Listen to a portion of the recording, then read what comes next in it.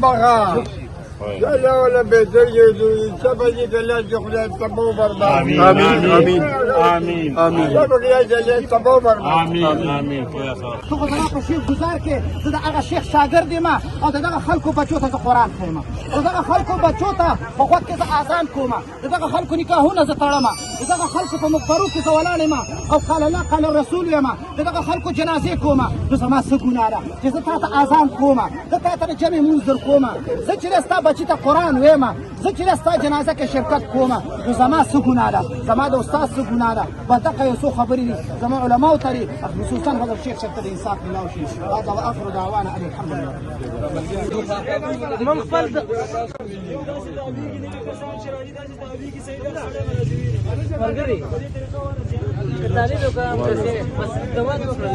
یو ځل موسی علیه السلام له ملایکه د موت راغله خو پېژندل یې نه په بل شکل کې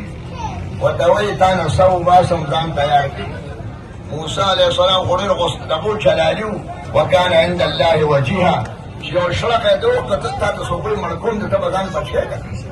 چې یو څپېړه یې ورله ورکړه سترګه ترې ووته هغه څپېړې سره سترګه یې لاس کې نیولې وه او غیبه شو او دا خو ملایکه ده هغه ملایکه الله پاک طرف ته لاړه ورته وایي هغه ستا پیغمبر خو د مرګ په خبر باندې لکه دا پې تریخ ولګېده چې وفات ته ځان تیار کړه خدای پاک و ملایکه به واپس راولېږله په بل شکل